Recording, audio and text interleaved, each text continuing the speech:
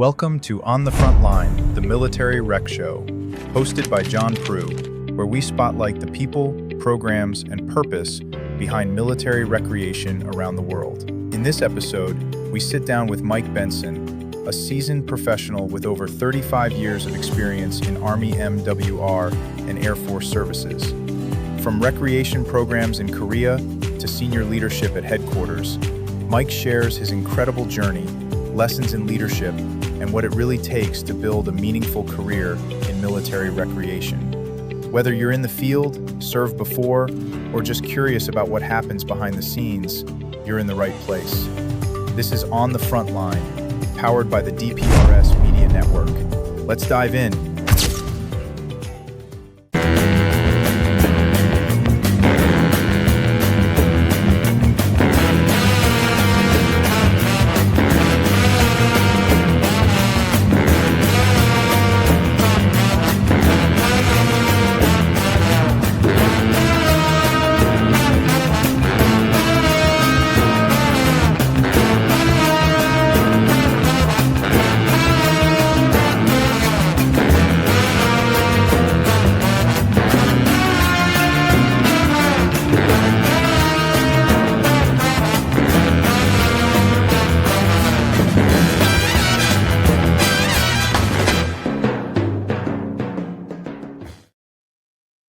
Hello, it is 13:30 Tuesday, 10 March 2026, and you are on the front line.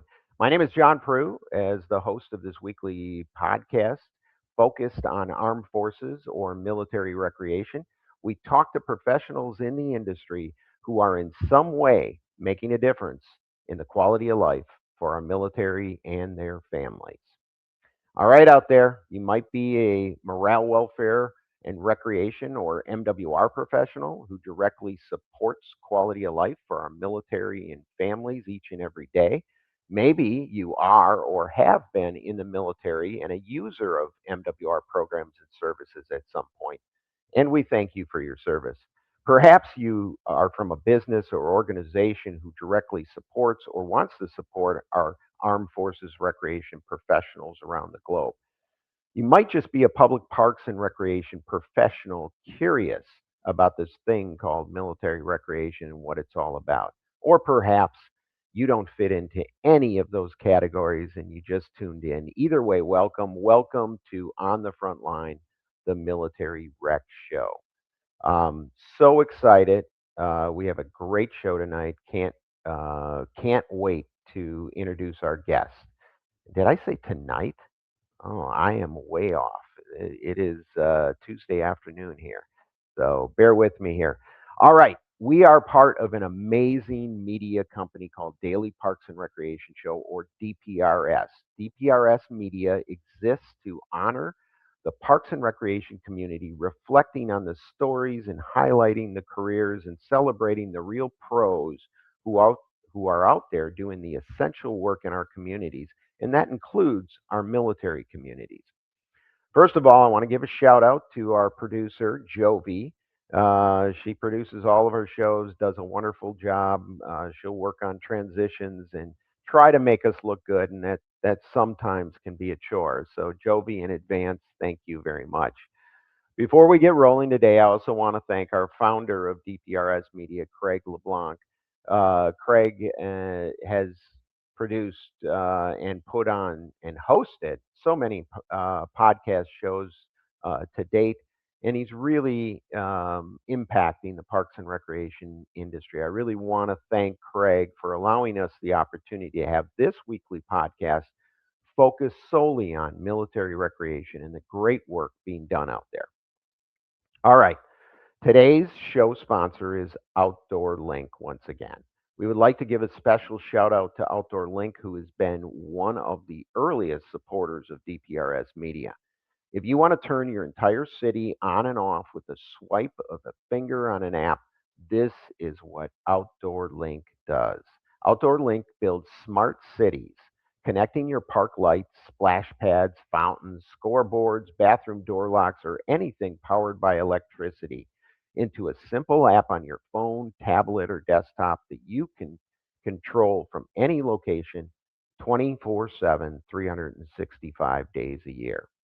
If you would like to learn more about Outdoor Link, tune in to the Smart Park Future Show on the second and fourth Mondays at 1:30 Eastern Time, somewhere on the DPRS network.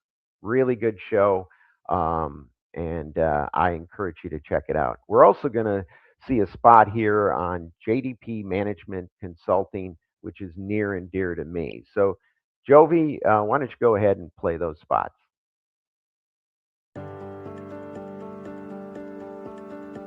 JDP Services Management Consulting, supporting parks and recreation and the essential service they provide.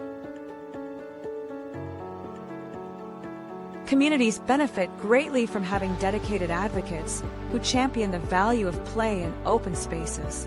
Such advocacy ensures that recreational areas are prioritized and managed in ways that enhance the overall quality of life for everyone. We are dedicated to fortifying public park and recreation agencies and other related organizations by taking a practical, engaged approach to consulting and training, addressing immediate needs while equipping clients with lasting insight and tools to strengthen their organizations for long-term success. JDP Services, Management Consulting, meeting needs and exceeding expectations. In today's parks and recreation industry, communication, safety, and efficiency go hand in hand. That's where Outdoor Link comes in, delivering smart technology that empowers city departments and community planners to do more, smarter. Outdoor Link's platform connects and automates everything that keeps your parks running smoothly, from lighting and locks to signage, water features, Wi-Fi, and digital advertising. Control and schedule park lights for safety and energy savings. Remotely manage facility access. Update digital displays in real time. Coordinate fountains and splash pads. Provide public connectivity. And even run community or sponsorship campaigns on digital screens.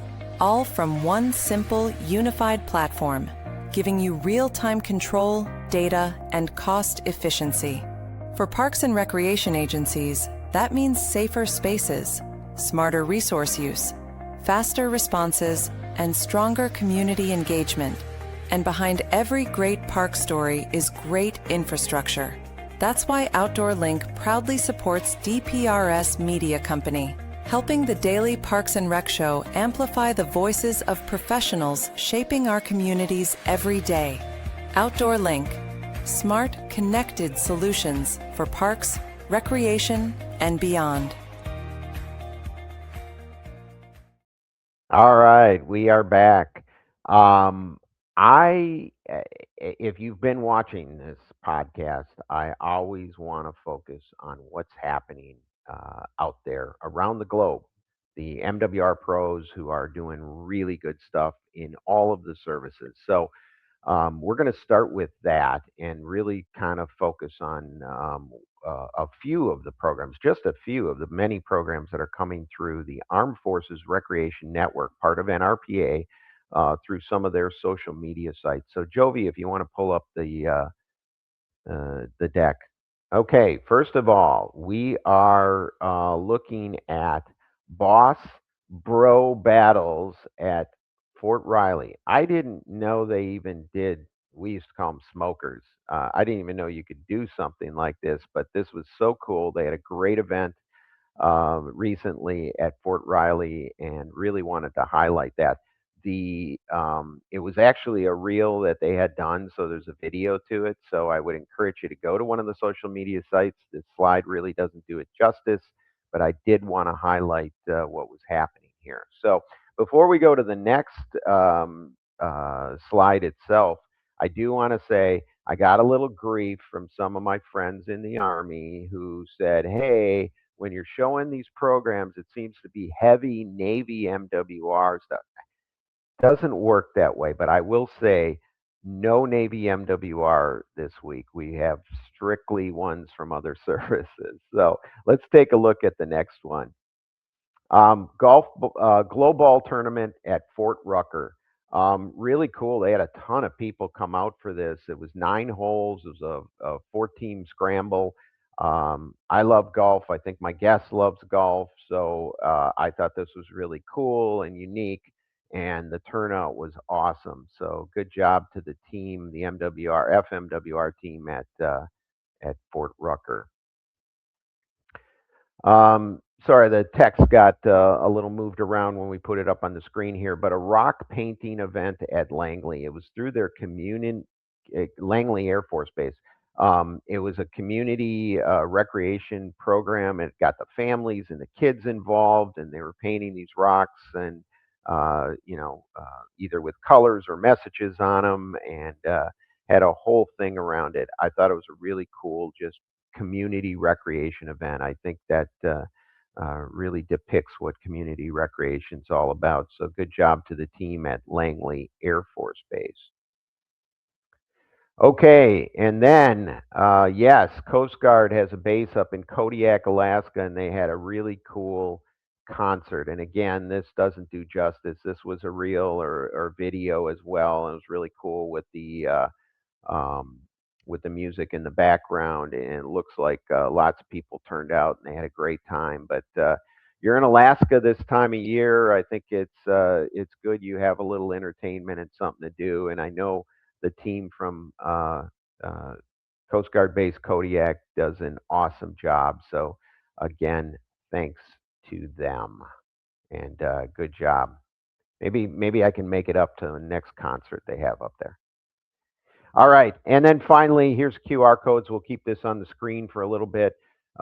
If you want to attend any of the Armed Forces Recreation Network functions or get on their social media, you can do that. The first one is on the left, is really to sign up for the AFRN meeting. Simple process through NRPA. You have the AFRN social media site, which we get a majority of these posts from. In fact, I think there's somewhere in the area of about 150 posts or reposts on that Facebook page each month.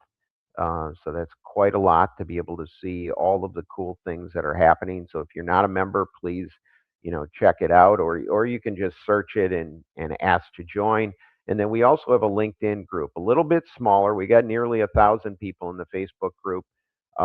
We have probably about 250 in the LinkedIn group, but we're trying to get a little more active there. So if you're on those two platforms, really encourage you to join.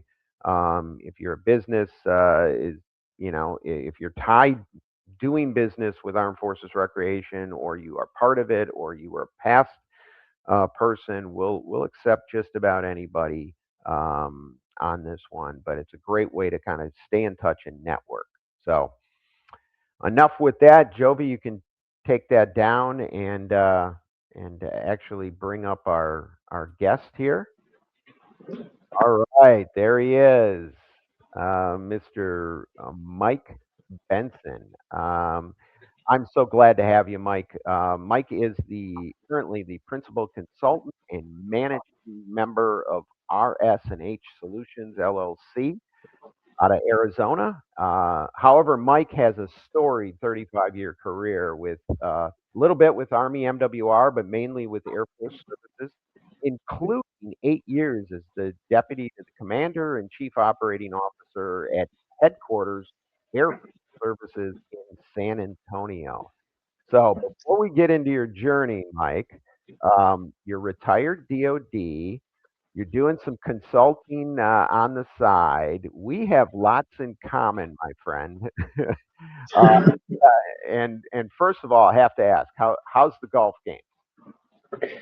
Well, the golf game, golf is well, first, let me back up. Thank you so much for having me. I really appreciate the opportunity. The golf game is, you have good days and good bad days. You never know who's going to show up, but all about getting out and relaxing if you can on the golf course and having some fun. And that's what I do. Yeah, you're lucky. You're in Arizona. Your weather's a tad bit better than mine in southeastern Wisconsin, just 35 miles north or about 50 miles north of Chicago. So But we're getting there. We're getting close. So hopefully we can get out there, and if I get out that way, hopefully we can play sometime as well. Yeah, So that'd be awesome. Mike, you've got a heck of a career, and we connected through social media platforms and gotten to know each other a little bit over the last couple months. Had to have you on. Had to talk a lot of things because from your perspective and your experience, just lots to offer. But tell us a little bit about your journey. How did you get into this quality of life program for the military? What was the genesis, and walk us through some of your career path. Sure, happy to do so. So, I've always been a sports and recreation guy. In fact, my grandfather was a sports reporter in New York City, and as I was Wow. growing up, when we would go visit him, he would take me around to various golf events, professional golf events. Became a New York Mets fan because of him. And When I was 3 years old, my dad decided that he wanted to go overseas, and he's actually he's passed now, but he's a retired DoD school administrator. And 3 years old, we took off and went to Turkey of all places for a year. Wow. Um, and then over the course of his career, Hey, I Mike, have to ask you, when you were in Turkey, was it tied to Incirlik Air Force Base? no, we were at Ankara. Okay. We were at Got it. Ankara. Okay. And Over the course of his career, I spent from I was 3 until I was 18 and graduated from high school at Frankfurt, Germany. I really became a very active participant, and back then it was American youth activities, and then it became Yeah. dependent youth activities, and now we call it, I think, youth activities or youth programs. But I was playing baseball and basketball and flag football and regular football. Uh, so when it came time for me, as I was looking at, what am I going to do? I always knew I was going to go to college somewhere, somehow. Mom and dad took care of that for me. I'm very thankful for that. But my mom was working in Gießen, Germany as a graphics illustrator doing flyers for recreation services. And she said, you need to go talk to the recreation services director here at Gießen and pick his brain. I had Yeah. no idea you could get a bachelor's degree in recreation management. So I went and talked to him. Trust me, 90% of the country doesn't know that Yeah. today. Or underwater basket weaving, as I jokingly Yeah. like to call it. Uh, but anyway, he he had a degree in recreation, and he explained the opportunities of travel and the great mission that MWR, back then Recreation Services, did to support service members and their families. And I said, this sounds like something I want to do. Yeah. So I went off to Cortland State University, SUNY Cortland, State University of New York, got a Good bachelor's program. degree in recreation with a minor in management, and with the intention that I was going to work in MWR. Took me a couple years after I graduated. I did an internship with the New York State Parks and Recreation and went and worked at a state park of theirs outside of Syracuse for a couple of years, seasonal employment. And then the Army had a weak moment and they hired me, and off to East Camp Casey Recreation Center I went. Uh, I still remember the first time the sirens went off every month. They would test the sirens, and I thought, oh my gosh, the North Koreans are invading. But no, that was just a test. All was good. So I spent 3 years in Korea, ran a rec center up at East Casey, Camp Casey, ran ski trips out of there. There was, there were 3 ski resorts in Korea back then. This was the mid 80s. And what they just hosted the Winter Olympics couple Yeah. cycles ago. Yep.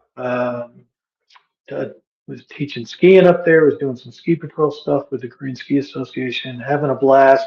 But then I had a mentor who said, rec centers are really important, but why don't you come down to Yongsan and work in our youth sports program? uh, because he knew I would love sports. So I had a blast working with a guy named Tom Corcoran, running uh, soccer, softball, t-ball, swimming. We ran the eight-man football program for the peninsula because Dodds at the time didn't have a football program on Korea. Yeah. Uh, Off from there, off to Yuma Proving Ground out in the middle of the Arizona desert, where I started out as. It was so long ago. We didn't call them fitness and sports directors or managers. We called them sports managers back then. Yeah. Had a Or small fitness center. the old AD, athletic directors too. Athletic director, That was sure. another term we used to use back in the day. Yeah. Yeah. So I had a small fitness center, a swimming pool complex, a small intramural program. We only had 200 active duty military there, but we did the full gamut of MWR. I stayed there for 5 years, met my bride of 37 years yesterday. Our son was Congrats. born there. I still like to say I grew up in leadership there. I went from being the sports director to being the recreation division chief, and then they decided to cut positions and consolidated the business operations, the club, the bowling center, Yeah. et cetera, into one monster of a division. And then lo and behold, the Army decided to rip me. So that was 8 years with the Army, and I took the first opportunity that presented itself in lieu of going from a division chief down to the bowling center manager. Nothing wrong with being a bowling center manager. Bowling is a great leisure activity. It's a great moneymaker if Yeah. you put emphasis Yeah. on that, especially in the snack bar. But I went to Misawa Air Base, Japan, and I went back to my youth days. I became the first ever Way up in Japan, about as far way north. 400 Yeah. miles north in the Right. middle of some great snow and ski country. Yeah. In fact, I put my son on skis when he was 5 years old up there. Probably, We just had the ODR manager on a couple episodes ago from Misawa, and they are doing some wonderful stuff. But yeah, the yeah, snow, the skiing, snowboarding. I mean, they're doing some cool stuff. And like I said, it's geographically isolated, but they're taking full advantage of all the natural beauty and resources around there to take care of their service members.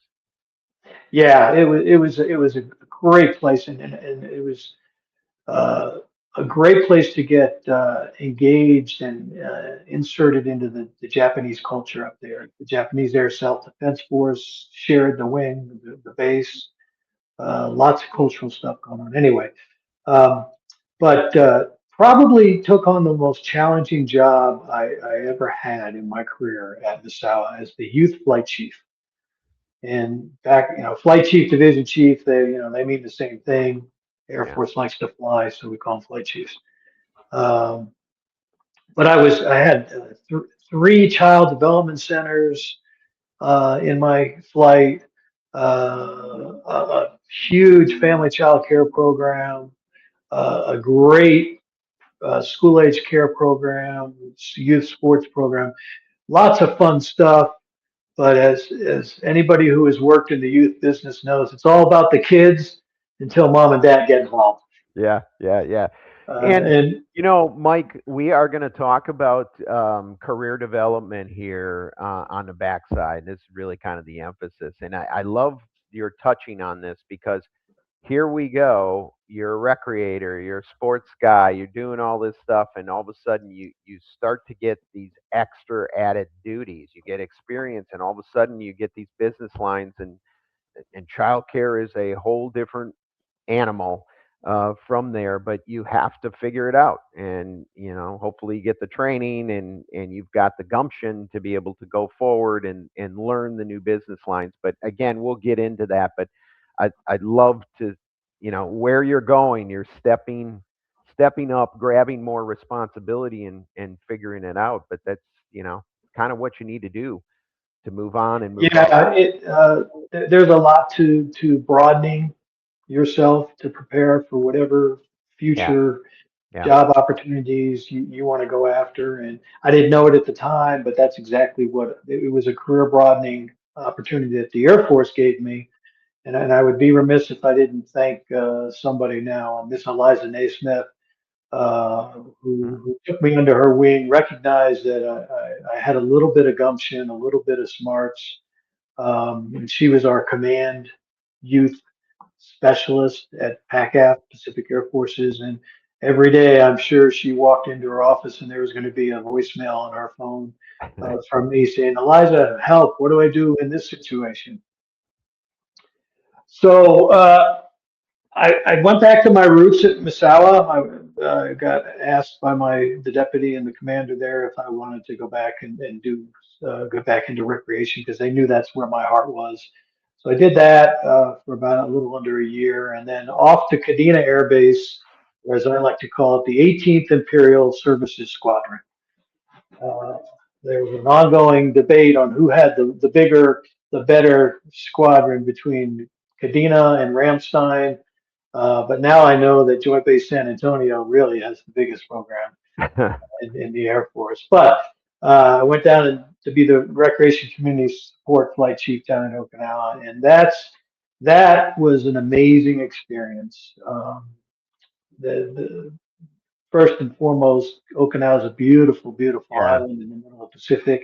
It's absolutely. strategically important to our national security. So there's some really cool stuff going on there from a mission perspective. Um, but I had some amazing people when you get into a large program like that, supporting not just the men and women and families at Kadena Air Base, but the entire island. Because the Marines are very prominent there. There's a small Army installation, and the Navy has some assets there. So it was really a joint experience, and because of that, I had some phenomenal activity managers who I got to work with, uh, and they kept the machine running. I just was running interference and celebrating with them when they uh, when Yeah, they did great things. Open houses were amazing, a 4-day America Fest, but also I had some great bosses there who yeah. really Kadena introduced me to the next opportunity that came Yeah. on my plate. That's what I find interesting, and the people I talk to, and in my case too, anybody that's had any success in this industry, and it could cross any industry in business in general. You've had great people on your team doing great work because you can't do it all. You need those folks under you to be able to really just team members to be able to flourish. And then you need those good leaders and up the chain of command that support you as well. So everybody I come across that has had any success in here, that's the common denominator. Great team surrounding them and great leadership. And sounds like Yeah, that's the same for you. yeah, very very fortunate to have had some great mentors, and the story goes on. I'll talk a little bit more about that when I talk about my next career move. So I spent 2.5 years on Kadena. That's where I learned how to play competitive golf, or started taking lessons. Couldn't ski much in Kadena, but so golf became a family sport for me, my wife, and my son. I took him from skis at 5. At 6, he had a golf club in his hand. There you go. Um, but all good things have to come to an end. Being overseas, I had hit my 5-year overseas tour restriction, so I went under priority placement, and I got very fortunate and got to go back to Arizona, to Davis Monthan Air Force Base as the Mm, deputy to the commander of then the services squadron. Um, and that really exposed me to the bigger picture of what an MWO organization, a services now force support squadron, does. You know, I of course there's the MWR piece of the puzzle, but there's dining facilities with food service. Uh, believe it or not, in the Air Force, I got to become a certified mortuary officer because Oh, yeah. that capability was a carryover from when there was a services squadron and there was an MWR squadron. They merged the two, and that capability stayed. Yeah, Lodging, yeah, yeah. hotels, that was Air another Force. area Air Force truly has cradle to grave. to grave. Support. Absolutely. Yeah. Uh, I thought I'd died and gone to heaven. In fact, we were 3, 4 hours from my family, my wife's family in Yuma. Um, and then one day I got a call from a mentor of mine, um, Tony Copen, uh, who was running the career program for the MWR and services team. And she said, "Hey, I think I found the next job for you." And I was like, "Well, I've only been here a year and a half. I'm a deputy commander. I love this job. I love the location." She goes, "I think you need to apply for a career broadener job. We've got, which is another professional development opportunity Hmm. uh, that a mentor pushed me towards." And I said, "Oh, where are those jobs?" She says, "Well, one's in San Antonio and one's at the Pentagon. If you go to San Antonio, you're going to be working for the deputy commander of the Air Force Services Agency. If you go to the Pentagon, you're going to be working for Mr. Art Myers." And those of you who've been around a while may know Mr. Art Myers, who was the godfather of Air Force Services and then went on to OSD, PNR, after he left the Air Force. And I said, "Okay, I'll apply for the one in San Antonio." And she said, "No, that's not how Wrong. it works. Wrong answer. You apply for both, and we'll decide which one is the right fit for you if you make the short list." Long story short, off to the Pentagon I went. So you were in the And Pentagon during that 9/11 time frame. I was, I was, That I had to was, have like been I said, something. I was working as a career broadener, so they were rotating me through jobs every 6 months. And then on 9/11, I still remember this day, as many of us do, probably many of you who are on this watching this podcast, remember it was a scary time for our nation. But Mr. Myers gave me an opportunity. He said, "I can't think of a better way for you to be broadened than to work on the Air Force Crisis Action Team floor tonight." This is September 11th, tonight. I had been in the office at 8 in the morning. He said, "Go home, get some sleep, report back to to the office at 10 o'clock tonight, and we're gonna." At the time, they stood up the cat at Bolling Air Force Base, and then later that day they moved us over to that evening. They moved us over to the Pentagon. Across, if you've ever heard anybody talk about the purple water fountain, the Air Force cat is across the hall from the purple water fountain in the basement of the Pentagon. Yeah. Uh, and that was an experience that I was very fortunate, unfortunately, to have to Yeah. go through. So I represented the services portfolio capabilities, and it worked from 10 at night till 10 in the morning, 3 days on, 3 days off. I did that for a month, and and provided information to the Vice Chief Staff of the Air Force, Chief Staff of the Air Force. Now, I was the action officer. I wasn't briefing these guys, but I was building slides and briefing the colonels who got to get up and talk about the buildup as we as a nation responded to one of the worst days in the history of our great nation. Yeah, True story. it kind of got us one. You understood what the essential services were. I think anybody that worked during that time frame, when you go to you know ThreatCon Delta, and you lived in Charlie for the next 10 years. You decided or found out what the essential services were. What did they need? They locked all the students down at Great Lakes for whatever, 3 or 4 days, everybody had to stay, shelter in place, whatever. And then all of a sudden, everybody's like, we're going to go stir crazy here. We need to be able to get out to a gym and use this. And all of a sudden, you found out what the real important stuff was within the MWR portfolio, at least from that standpoint. And not to Yeah. mention, we went into a phase for the next 10 to 12, 15 years, kind of in a conflict, in a war, so to speak. And so now that changed the world too. So, from my perspective, in my career, and I was right in about the middle of my career at that point, you about the same.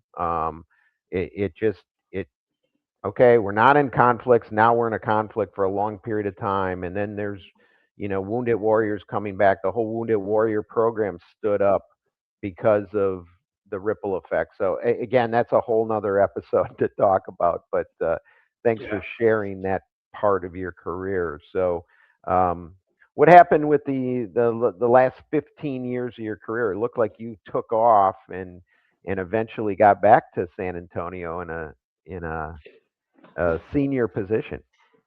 Yeah, I did, but it actually, my next job out of the Pentagon after I got broadened and learned how that the mechanism called the Pentagon works and the interaction with the Congress and hearings and how laws get built, et cetera.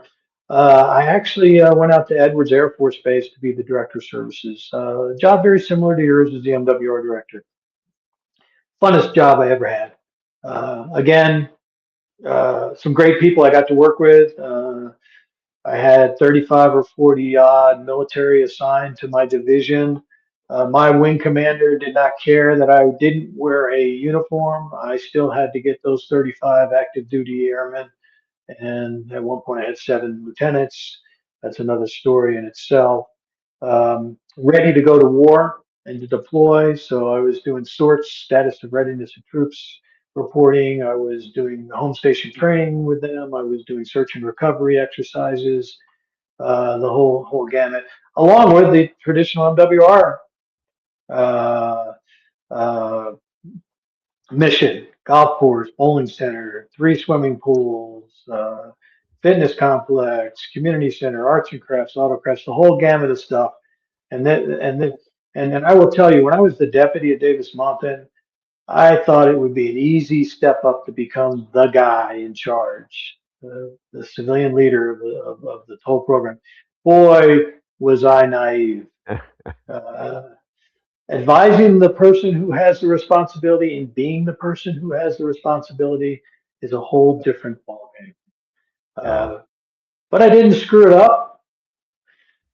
Too bad. Mr. Myers, again, who had taken me under his wing, he asked me if I wanted to leave Edwards and go to be the deputy chief of service at Pacific Air Forces, working for a guy named Colonel Ross Rowley, who Colonel Rowley, when he was a major, I mean a lieutenant colonel, he and I were on the air staff together, so I knew him, and I went off to PACAF, and I was there 10 months, and Mr. Myers calls me again, says, "Hey, we've got a guy retiring in San Antonio. Would like you to pack up and go to San Antonio." So I actually did 364 days in Hawaii. It was a whirlwind vacation on steroids. Hit every base in the command except for Eielson. We never got up to Eielson. Packed the bags. The family thankfully said, "Yeah, we'll go with you," even though my son was in his junior year of high school. Ooh. We gave him the opportunity to stay behind with mom, and I would go and live in a 1 bedroom apartment. And he said, "Nope, we're going to do this as a family." So off to San Antonio, initially as the uh, force management director, and then about 8 months later, I got management reassigned in to be the deputy commander, and that's where I did the 8 years of headquarters. Really, that's an operational headquarters. Running lots of transformation stuff, um, important work. Not as much fun as being at base level. Yeah. Yeah. Um, We're gonna talk. I guess this is a sneak peek We're going to be talking with Mr. Jerry Heeb, who is up at headquarters for CNIC. He had a storied career as well. And we're going to talk about headquarters in that episode. Just give a peek behind the curtain, and you can appreciate this. You know, a lot of folks in the field go, "What do they do up in headquarters except for data calls, yada yada yada?" But the battle rhythm and what you contend with your leadership when you're at a headquarters position is just crazy. But again, episode for another day with Mr. Heeb. But yeah, I after hearing the stories, I appreciate what you guys do because it's hard work and the op tempo is high every single day, no matter what's going on in the service itself. That's for sure. Yeah, it's important work because we make it important, but I like to remind people when they're at headquarters that never forget where you came from, number one, and Yeah, hopefully you came from base level at some point in your career. And number two, never forget that without the folks at base level, there's no need for headquarters yeah, other than to keep the bureaucracy and the politics machine going in the Puzzle Palace and in yeah, our national capital region. I mean, we are a federal government entity, and there is lots of oversight. yeah, And yeah. understanding that and understanding how to navigate that, I'm sure your future guests will have lots to talk about. Yeah, yeah, so true. Um, Mike, we got to take a quick break. So we'll be right back. We're going to kind of wrap things up with your career, and then we're going to start talking about career development for those that maybe be tuning in here to kind of say how do you navigate through all this? What are the challenges? What are the opportunities to be able to expand? So again, Jovi, go ahead and run those spots. We'll be right back. This year, we didn't just attend an event, we became part of something bigger. IPRA 2026 brought together leaders, innovators, and community builders, all united by one mission: to strengthen parks, recreation, and the people they serve. For DPRS Media Network, it was an honor to join IPRA 2026 and take part in meaningful, real-time conversations, capturing stories and amplifying voices that matter. To IPRA, thank you for creating a space where collaboration thrives and the future of parks and recreation is shaped together. We extend our deepest gratitude to Amelia and all our partners who made these live interviews possible. IPRA 2026 wasn't just an event, it was a reminder that when communities connect and stories are shared, impact follows. From all of us at DPRS Media Network, thank you, IPRA. Thank you, partners and sponsors. We're honored to stand with you and excited for what's next. All right, we are back. So, you have, before you retired from Air Force Services, you had one other position, correct, Mike? I did. So I finished up the last 5 years of my career at the Air Force Installation and Mission Support Center as the Airman and Family Services Enterprise Manager and Division Chief. So I did 7 years at the services agency, and then Mr. H.L. Larry, another mentor of mine, former retired Colonel Larry, said the Air Force wants to consolidate all of their major command capabilities, not just in MWR services, but civil engineering, some logistics stuff, everything in the installation portfolio in San Antonio. Well, it turned out to be San Antonio. It's a single headquarters, and we want you to represent services at the table. So similar to what the Navy had done with CNIC And I and see MCOM with the Army, Air Force was doing that. Okay. the one difference is CNIC and IMCOM maintain that corporate entity where the folks at base level report to IMCOM and CNIC, whereas the Air Force, the base level teams still report to the installation commanders and then to the major command. But yes, very similar concept. Yeah. And the biggest piece of the puzzle was resourcing, appropriated fund resourcing. And we all the money prior to AFI flowed to the installations through the major commands, and we took the entire portfolio and developed a capability. I was on the provisional team, and we figured out how to centrally manage all the appropriated fund dollars. And when it was all said and done, it was, about $125 million MWR portfolio, 200 plus $1 million for food service, $100 million for childcare. And that was probably the most important thing that the headquarters team does is appropriated fund resourcing. Mm-hmm. And learning what I learned there, I wish I knew it when I was at base level, because I would have been a much more dangerous and capable provider of programs. You know where the bodies are buried. Yeah. Absolutely.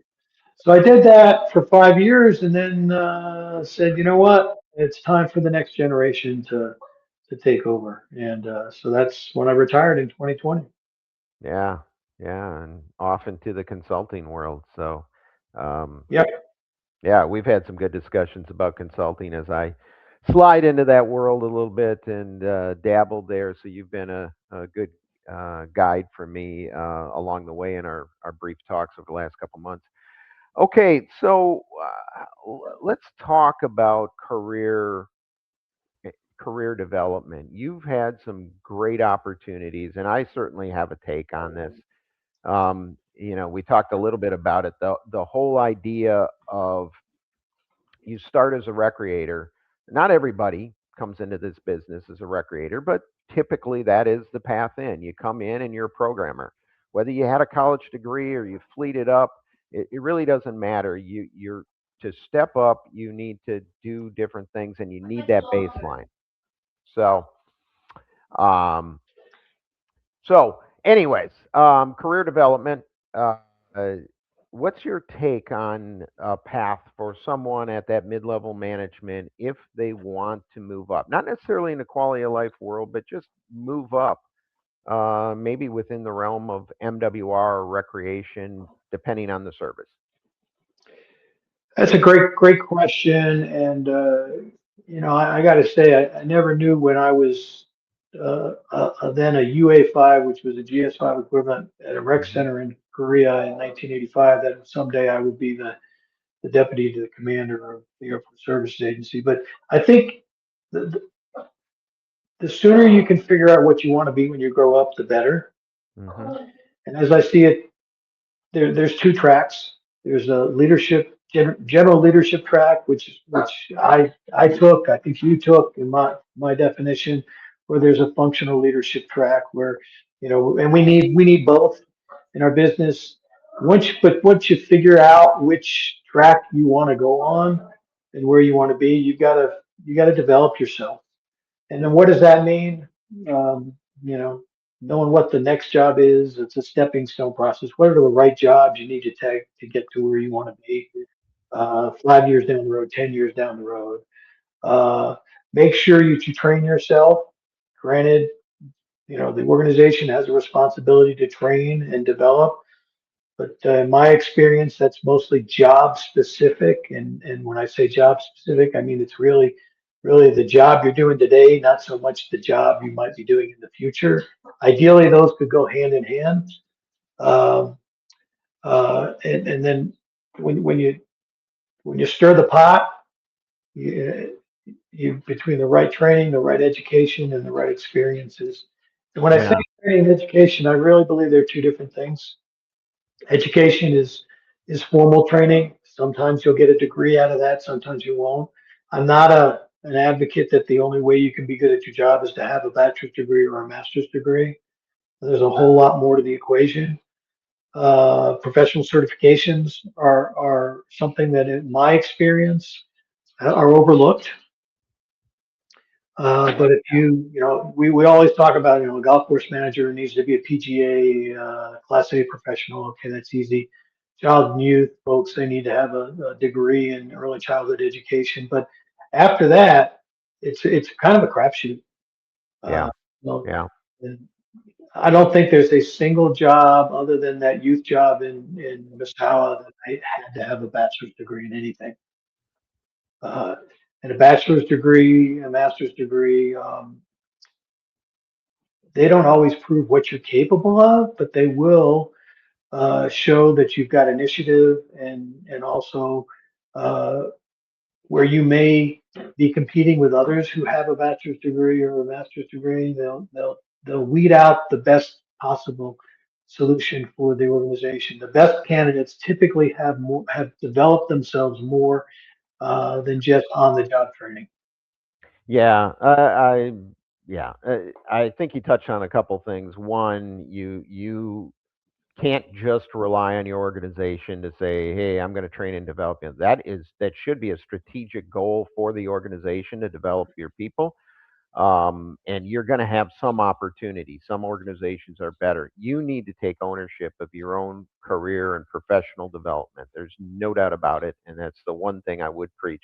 And I hear you on the. We both got our master's degree through Webster University, which I found funny when we were when we were discussing. But you know, we both have masters. I am not politicking for people to go to college. I don't necessarily think college is for everybody, and I don't think you necessarily have to go to college immediately out of high school. I'm not sure that's the right trajectory for a career, depending on the field you're in, of course. And so as I talk to some young people that I know, friends, kids, now grandkids in some cases that are in high school, they're talking about careers. And it's like, go work. If you have an opportunity to work and make some money, who knows? You might get your company to help pay or pay for all of it or a portion of college. You can always go to college. You can always get a degree. You can always work and now get a degree, which is made way easier than probably back in the day when that wasn't really even an opportunity for us. You went to a 4-year school. There really wasn't part-time college as being a big thing. Now you can get a degree from a number of universities. So, anyways, you hit on those things of kind of taking ownership and college may be for you, formal education, as you mentioned, or just training and certificates too. We talked a little bit about NRPA. They got a great credentialing program for some of our folks, whether you're in aquatics or playground safety inspector program, the AFO program, obviously CPRP or CPRE opportunities. Those clearly cover the base of this MWR thing that we're talking about, and a great opportunity for our folks in Armed Forces Recreation. So, all good points. Um, if you had to go back and do anything different, and maybe this isn't a good question for you, Mike, because No, you it is. hit every single opportunity that Air Force and Department of Defense provided for you. I think you've got a really awesome background of education and training opportunities. But if you could go back and do anything differently related to your career path and education and training, what would that be? Probably two things come to mind. The first one is kind of related to my time at the Pentagon. Is I regret the fact that I never deployed as a civilian, and those Yeah, opportunities are few and far between, but they're out there. And if you can get an opportunity, if I could have gotten an opportunity to do a 6-month deployment, I think that would have been a phenomenal experience. But more importantly, that's truly supporting the warfighter yeah, in their environment. And I have debates every now and again with true operators. Why is MWR important? Well, I can tell you firsthand that MWR is important, especially in a deployed location to combat stress. And as I like to tell people, recreation can be pronounced two ways. You can recreate or you can recreate, and we're recreating the mind, the body, and the spirit with the recreation, especially for the warfighter. The second thing I wish I had done. I spent too much time at headquarters, quite frankly. I don't think that I negatively detracted from my performance, but I think I would have liked to have gone back to the base level one or more, two more times. Uh, and the Air Force provides some great opportunities for deputy mission support group commanders, the installation support director, or deputy. And I would have liked to have done that. I think, I kind of I pushed people at the headquarters to go back to base level, and I didn't push myself to do that. And I probably should have done that. Yeah, yeah. As you mentioned before, it's so important, and to have that perspective. I think at times, and I worked my last 5 years at a region level. At times, we forget how important and the actual delivery of the service to our military and families are happening at the base level, and that is super important, and that's why I got in the business and stayed in the business. And so yeah, I find it fascinating what they're doing out there, because they're the ones, boots on the ground, providing those Yep. services to our families, meeting the mission, so to speak. So that's And awesome. it's fun.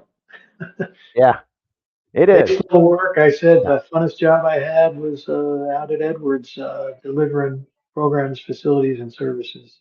yeah, yeah. That's great. So if I guess I got two more questions for you as we wrap up. We've got about 3 4 minutes left. One, first of all, what are you most proud of? You've had, as I mentioned, storied 35-year career within Department of Defense, mainly with the Air Force Services. What are you most proud of? What is that thing you'll go to when you talk to people about your career? Oh gosh. Well, probably from a big perspective, just taking care of airmen and their families. But if I was to pinpoint a couple of things that came to fruition, um, the back in 2008 at the Air Force Services Agency, we started talking about this thing called food transformation, Mm, converting our dining facilities into a campus feeding capability that our airmen uh, deserve, uh, healthier options, uh, uh, better quality, and ensuring that they're getting flexibility in how they can get fed. Those are in the dormitory, and then the spin off on that is you open up the facilities to the whole community, and taking that 50 odd year capability where we had a 14-day cyclical food menu, and then turning it into a commercial, uh, modern industry capability, partnering with Airmark and Sodexo. It started out as 5 bases, and now it's going across the whole Air Force. So while I didn't do the heavy lifting, but I was actively involved. And then when I was at AFIMSC, getting the appropriated fund dollars to continue to expand that capability, I'm pretty proud of that. yeah, yeah. Air Force has been the leader with that. All the services are following suit now to be able to get into kind of more of a campus type dining environment, kind of integrating the galley with even MWR feeding and various other things. So yeah, that's pretty impressive. You said you might have two items, or Well, the other item was, it ties back to the centralization, the consolidation of major command capabilities. That was a very difficult yeah, um, thing to do. You broke some tradition, broke some molds, yeah, um, but we got through it. yeah, Um, yeah, and uh, from my perspective, we're better off for it than we were before, because we've got consistency in how the Air Force delivers capability. There were the haves and the have-nots based on how the major commands yep, uh, decided to set their priorities, especially for resourcing. yeah, Uh, yeah, so that was a mergers and acquisitions. We hear about those all in the industry all the time, but that's really what we did. We did mergers and acquisition of 10 major command capabilities into a single operating headquarters to ensure consistent delivery of capability. Yeah, very, very strategic thinking from that. Okay, so last thing we're going to wrap up with is, and quickly, you told me a story that was hilarious about ground squirrels. Yeah. So, within a minute, if you could summarize that story, I think our audience would appreciate it. Great story. You were out at Edwards at the time, correct? Yeah. Yeah. Yeah, yeah. So I could sum it up with one word, just say Caddyshack. But I'll give a little bit more perspective than that. So I was out at Edwards, first year that I was there. My wing commander had taken up the game of golf, and of course I was playing golf regularly too. Um, but she came to me and the civil engineering director and said, "Hey, we've got a problem with ground squirrels on the golf course. They're tearing up our fairways and our greens, and quite frankly, it's screwing up my game, her game." So what are we gonna do about it? I said, "Well, I'm not an environmentalist, and I'm not a animal control officer. So Judd, he was the civil engineering guy, said, "You got any recommendations?" So he goes, "Yeah, well, let me take it back." So about 2 weeks later, he invited me and the wing commander out to the golf course. And no kidding, they said, "We're going to test this to see if you're okay with it, ma'am, commander." They pumped liquid something, propane or something into the ground, lit that stuff up. You heard this big whoop, and then the next thing, there's all these little smoking ground squirrels flying out of the holes and going all over the place. And I was like, "You've got to be kidding me." Long story shorter, then I mean, I can go on and on about this. We did not use that solution. The wing commander just said, "No, there's no way we can stand the press if it gets out that we're lighting ground squirrels on fire to get them off our golf course." Oh, that's And interesting. Oh my God, I'm picturing Carl, the groundskeeper, Bill Murray, out mhm. there on Edwards Golf Course, going after those ground squirrels. That's great. That's hilarious. But Yeah, it I think was. we could all share stories of some wild, get it done methods of fixing things on military bases that we've all seen over the years, for sure. Get her done. Absolutely. Yeah. Get her done. Yeah. Well, Mike, thank you so much for being with us today. This was a great conversation, and we've got to get you back to talk about some other topics sometime. But thank you so much. And for everybody, that's it for On the Front Line. Thanks again to Mike Bensen for his knowledge and his career.